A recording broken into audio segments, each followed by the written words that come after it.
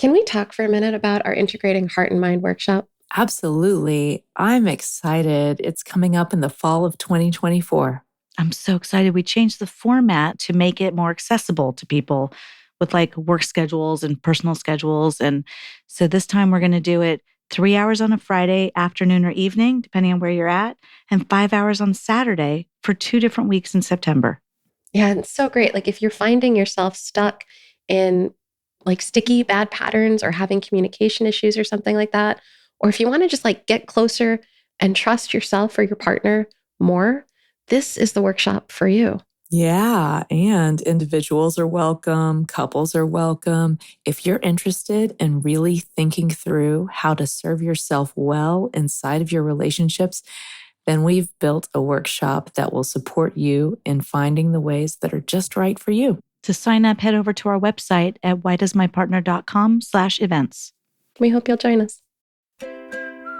Welcome to the Why Doesn't My Partner podcast. I'm Jules. I'm Vickey. And I'm Rebecca. We're your hosts. We're also couples therapists and messy humans bumbling through our own relationships every day. We met through our training and practice of relational life therapy. Between us, we have more than 40 years of experience holding hard relational questions with our clients. We're going to bring those questions here. And together, we're going to take a stab at answering those questions. This podcast is not a substitute for therapy. If something you hear in this episode stirs something deep within you about your relationship, reach out to a couples therapist in your area. We'd also love to hear your questions, so don't forget to go over to whydoesmypartner.com and leave us a question of your own.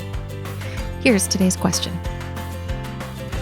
Why does my partner correct almost everything that I say? That's a hard experience. Mm-hmm. I'm like wincing as you say it. Mm-hmm. One, I know I have been in spaces where this feels like it's true. Mm. And I know my partner has been in spaces where this feels like it is true. Mm-hmm. And I bet you anything, if you ask me and Adam at the same time, right? Like, let's say he's having this experience where Jules is correcting almost everything I say. I promise you, if you ask me at the same moment, are you correcting him? I would go, huh? What? Yeah. Like that I wouldn't have awareness that that was his experience. Very much. I also literally, I hear the question and I first think, oh yeah, Gabe does that. That was my first thought. And then my second thought was, do I do that? Mm-hmm. That's what you just said, Jules. Like, mm-hmm. I do that too. I probably do that all the damn time. And I'm sitting here thinking all the damn time. The ways that it shows up for us, for James and I in our relationship, Mm-hmm. it doesn't always feel like a correction of like what I'm saying, but it might be a correction of what I'm doing.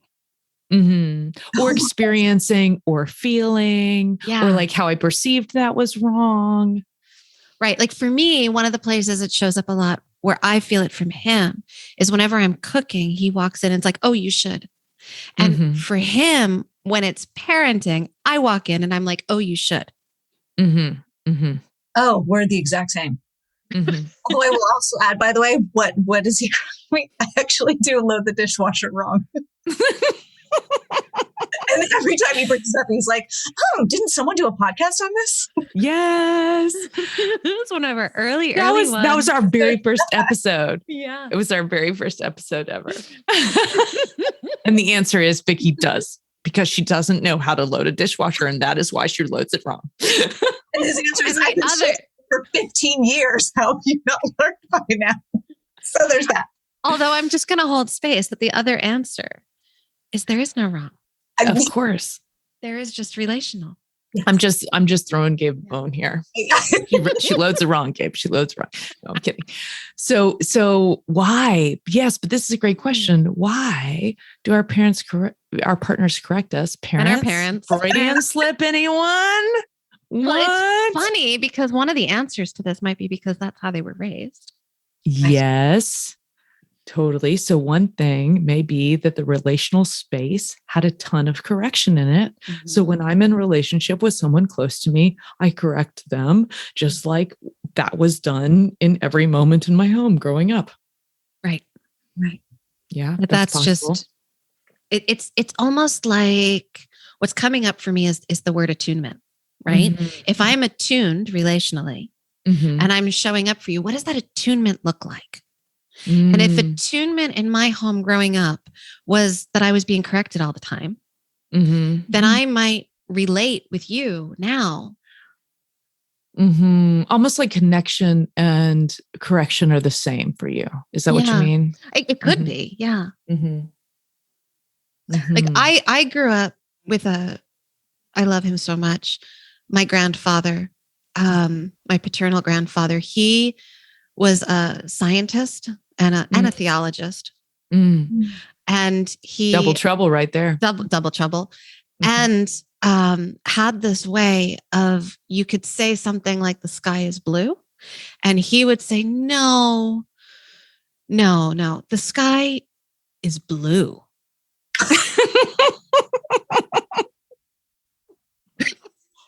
Oh, Wow. But like to everything. Mhm. Uh-huh. Right. And so it was just his way of actually agreeing with you, but he had to do it in his own way Mhm. all the time. Uh-huh. Like, so some people do it, and what they're doing is agreeing. I see what you're talking about when you say attunement. I wasn't following you at first. Now I totally am. Mhm. So what you're saying is it's like, I am agreeing with you. And the way that I agree with you is to emphasize the point, but to say no on the front end of the point. It could be, It could right? be. It could be. And the Mhm. attunement can also be like, I'm paying so much attention that I really want you to get this right. Mhm. Mhm. And I Mhm. care. I really care. Mhm. Yeah. Mm. So let me, You know, yeah. on the care end, you know what's coming up for me? Shared reality. Yeah. Mhm. If we think and feel the same thing, then we have in this moment a shared reality. And what happens when I'm thinking about research on belonging. Vicky, what was So- that face? That, well, I need to hear hers, but that shared reality and that depth of connection can be hard and scary for some people. And that may be part of the correction is to take space. Oh, that's interesting. But I don't want to No, both and. Let's here. Let's No, the both end. This is the both and. So Yeah. it could be that somebody corrects someone else to make more distance in the relationship. It could be someone corrects someone else to have more of a shared reality experience. So when you look at the research on belonging, that is actually more important for our system than just about anything, because we have a sense of our own, a sense of being in our biome when we feel like we belong. And one of the things that the belonging research is pointing out is that coordinated action, coordinated thought, same as behaviors, same as feelings, people experience as increased or deepening belonging. And so it could be that when we correct our partners, it could be we want to be right. And that's a way of buoying our self-esteem. It could be we want more distance. It could be we're trying to attune. It could be I'm trying to change your reality so we have more of a shared reality because I want you to match mine. All of There's it. a lot of different reasons. Yeah. On that one, sorry, Rebecca, sometimes when Gabe corrects, we've talked about this. It's because my perception is bringing me pain. Let's say someone cut me off on the road and I'm the one driving, which is rare. And so I'm venting of like, why would they cut me off? He will then defend all the reasons why they may have, which then causes our fight. And what he's explained to me is because if I saw it differently, I wouldn't be in pain. Oh, so he's trying to make sure your emotional pain is less. Yes. By helping you think differently than you do. Yes. Mm-hmm. So it's actually, it's also controlling accidentally, but it is coming from a amen. Place, for lack of a better Like, I appreciate that he told me that, because my answer finally, after my own work, which I'm still in, but my answer, sweetheart, I can deal with my pain. It is not your job to take away my pain. Let me have my own journey. He doesn't deal well with that, which is sweet. But so I wonder if sometimes the correction might be that too, of like trying to, but if you saw it my way, you wouldn't be upset. This way, you would change. My kids struggle with this, right? Like two siblings who are like, you don't see the world the way I see it. Why don't you see it the way I see it? Right. And it's like, I think this is part of the human condition, is that, right? Like how belonging, managing differences, navigating discord, dealing with grief, like all of these pieces are part of the human condition, that we are so alike and so different. Yeah, Totally. And I think managing connection through differences is one of the hardest pieces of relationship. And one, if you can do it successfully, one of the markers of deep integration in the relationship, one of the markers of maturity in a relationship, one of the markers of moving through some stuff together. Indeed. Right. So like, I'm way better at, 16 years in. Is that right? I can't do math. It's something like that. It's something like that. I'm way better at tolerating moments of difference now than I was when we were first together. And I might spiral out and make up a whole story about what that meant or yada, yada, yada. But Jules, do you think that's 16 years, or do you think that's the work you've done? Both and, baby. Work. Both and. I'm going to give a big shout out for both and. Because because think about when we've been through bumpy spaces and then come back out the other side of it. There's a big trust that gets built when you've been through the bumps and stick, right? So less stuff feels threatening, and it feels more like we are going to land this plane at some point, even if maybe not tonight. I think being in a longer term relationship just lends itself to a building of trust over time, as long as there is open communication. I think you could be two ships that slowly sail further and further away from each other for 25 years and not be building a lot of trust. But if you've done the friction, if you've done the rumble and you've come through it multiple times, I think there's a bigger trust built in, right? Very much. And I think the trust is that resilience that's built not only in your connection to each other, but also in your ability to trust yourself, that you can do hard things, to trust that your partner can do hard things and that you can do them together. Yeah. Just all of the things. I don't know that I would be here without the work I'm doing. Yeah, 100%. Without the work you're doing, for sure, but also without the time you've spent in it. Yeah. I think I don't think of one as bigger than the other or one is more important than the other. Sometimes one may take more precedent, or I might grow more in my personal work and then move that into the relationship, or vice versa. So I think it's not either or. I think it's a both and question. Yeah. You know what this question is making me think of? Tell us. Let's imagine that we ladies are on the receiving end of being corrected. Let's imagine that has never happened to me before. I would not know what that's like at all. Let's imagine for a moment we're on the receiving end and we wanted to handle that relationally well. We did not enjoy the experience. How would you respond to your partner? Not the way I have been. So I need some work around it.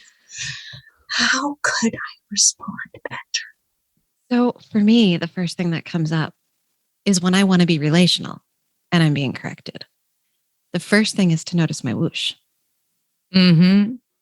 Right? To notice the part of me that goes, and then the follow-up part that goes, what's the matter with me? Right? Because when I can notice that and I can sit with that and I can hold that and I can go, oh, you're fine. He just has a different way of being around this or seeing it.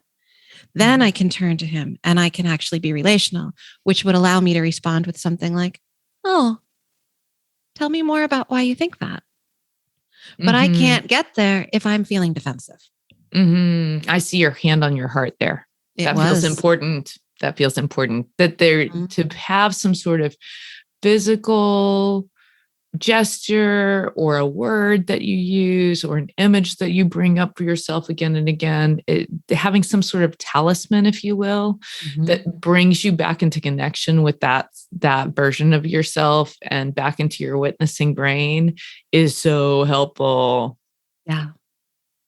Rebecca, can you say again what the verbiage in your whoosh, like where you go? Like, is it what's wrong with me? My whoosh goes right to what's the matter with me that I need to fix. There's something wrong with me, right? He's not correcting something, or whoever is not correcting.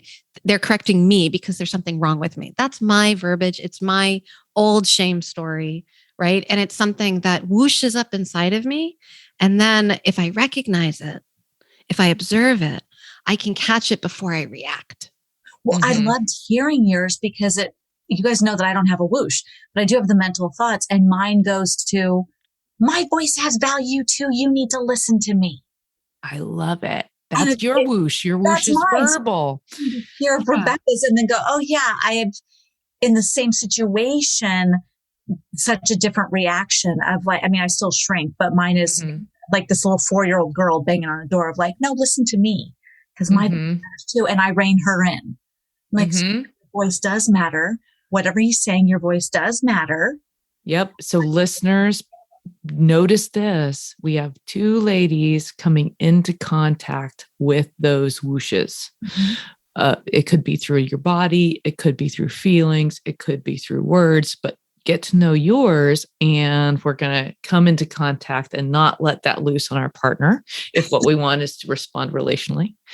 Another thought I had is if I have my psychological boundary up well, I actually wouldn't take it in unless I thought it was true. Right. So if I did take it in and I didn't think it was true, then that was a failure of my psychological boundary and not a problem with my man.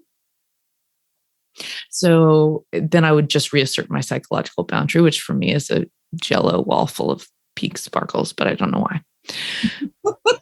That's just what it is. So anyway, but then I would put my psychological boundary up. So I might not need to say anything because it might not actually hurt my feelings.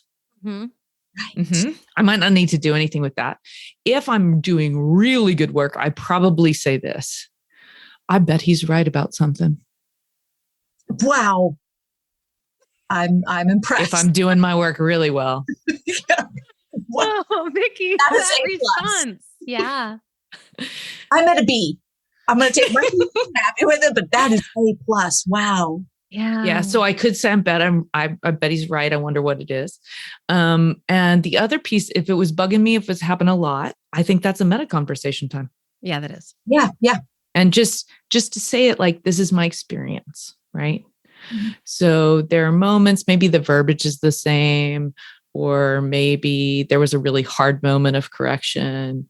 And we would describe that and then say, the story I'm telling myself is you think I'm wrong about stuff, or the story I'm telling myself is you think I can never get it right, or the story I'm telling myself is you think there's something wrong with me, or the story I'm telling myself is you're never going to listen to me, or whatever your story is, and then sharing whatever your feeling is. So it's a bigger meta conversation, and then talking about, can we collaborate together? Find some way to do this differently so that you can feel heard, but I don't feel corrected. Right. Well, right. And what you're describing is that last step of the meta conversation is what I call closing the loop. So it's making the request and making the request. How can we reconnect right now? What can we do right now that would make me feel better? You're saying, could we collaborate and have a conversation about this? I like that. That's the part that invites extra feedback from the partner. And I just want to land this on a particular note, that when you're doing this, when you're moving into something new, a new learning, a new edge, it is going to feel awkward. Go with that. That means you're not doing the old thing. Yay. Right. It should feel like you're trying to learn to ride a unicycle. Yes. And falling. Yeah.